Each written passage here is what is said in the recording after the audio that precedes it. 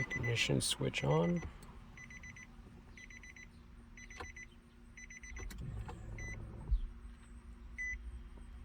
Press the door 10 times.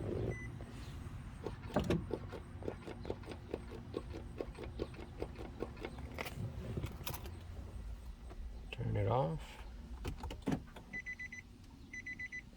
Turn it back on.